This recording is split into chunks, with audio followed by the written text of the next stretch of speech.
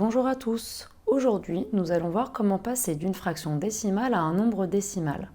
Nous commencerons d'abord par nous appuyer d'un tableau de numération décimale, puis nous ferons avec une autre méthode sans le tableau. Je rappelle qu'une fraction décimale est une fraction dont le dénominateur est égal à 10, 100, 1000, etc. et qu'un nombre décimal est un nombre qui contient une partie entière et une partie décimale, c'est-à-dire une partie qui est inférieure à une unité. Pour passer d'une fraction décimale à un nombre décimal, nous allons prendre l'exemple 25 dixièmes. 25 dixièmes, je vais placer le dernier chiffre du numérateur dans la colonne annoncée par le dénominateur. Ici, le dénominateur est 10. Nous sommes sur des dixièmes. Donc, mon 5 va être placé dans la colonne des dixièmes. Je vais donc placer 25 dixièmes. Et lorsque nous nous exprimons en nombre décimal, nous allons donc poser la virgule toujours entre les unités et les dixièmes. Donc, cela va faire 2,5. Autre exemple. 364 centièmes. Je place le dernier chiffre du numérateur dans la colonne annoncée par le dénominateur. Ici, nous avons le dénominateur 100, c'est-à-dire des centièmes. Donc, mon 4 sera positionné dans la colonne des centièmes. 364 centièmes. Je place toujours la virgule entre les unités et les dixièmes. Je vais donc obtenir 3,64. 179 millièmes. Toujours la même méthode. Nous allons mettre le 9 dans la colonne des millièmes. Donc ici, nous avons bien 179 millièmes. Mais comme nous mettons une virgule entre les unités et les dixièmes et que nous n'avons pas de chiffre dans les unités, il va falloir rajouter un 0 pour pouvoir lire le nombre décimal 0,179. 26 millièmes. Je place le 6 dans la colonne des millièmes. Donc je lis bien 26 millièmes.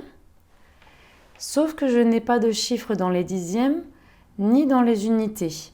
Et que pour pouvoir lire un nombre décimal, je dois donc avoir des chiffres jusqu'aux unités. Donc je vais rajouter un 0 dans les dixièmes, puis un 0 dans les unités et placer ma virgule. Et cela va faire 0,026. À présent, nous allons passer d'une fraction décimale à un nombre décimal sans tableau de numération. Nous reprenons l'exemple 25 dixièmes. 25 dixièmes, c'est comme 25 divisé par 10, car une fraction, c'est une division. Lorsque je divise par 10, je vais avoir un chiffre après la virgule. Ou lorsque nous sommes sur les dixièmes, sachant que les dixièmes, c'est derrière les unités, eh bien nous avons toujours un chiffre après la virgule. Donc, si j'ai 25 dixièmes, je vais placer ma virgule juste derrière le 5 et donc je vais obtenir 2,5. 403 dixièmes, la même méthode, j'ai un chiffre après la virgule, donc je vais mettre ma virgule juste devant le 3. 40,3. 492 centièmes, lorsqu'on divise par 100, nous avons deux chiffres après la virgule. Ou lorsque nous sommes sur des centièmes, nous avons deux chiffres après la virgule. Donc 492 centièmes, 1, 2, je mets la virgule juste devant le 9. 4,92. Pour 51 centièmes, je dois avoir deux chiffres après la virgule. 1, 2. Je vais donc mettre la virgule devant le 5, mais je n'ai pas d'unité. Je vais donc rajouter un 0 pour pouvoir lire le nombre décimal, 0,51. Pour les millièmes, 5704 millièmes. Lorsque nous divisons par 1000, nous avons 3 chiffres après la virgule.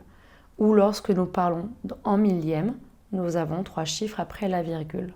Donc, je compte 1, 2, 3. Je vais placer la virgule devant le 7. Je vais donc obtenir 5,704. Pour 87 millièmes, je vais avoir aussi 3 chiffres après la virgule. Donc si je compte, cela fait 1, 2. Je n'ai pas assez de chiffres. Que dois-je faire? Eh bien, je vais rajouter des zéros. Je rajoute un 0 pour avoir 3 chiffres après la virgule. Puis je place ma virgule. Et comme je dois lire mon nombre à partir des unités et que je n'en ai pas, je vais rajouter un 0. Donc 0,087. Voilà, ici, il s'agissait de passer d'une fraction décimale à un nombre décimal. J'espère que cette vidéo vous a aidé et je vous dis à bientôt.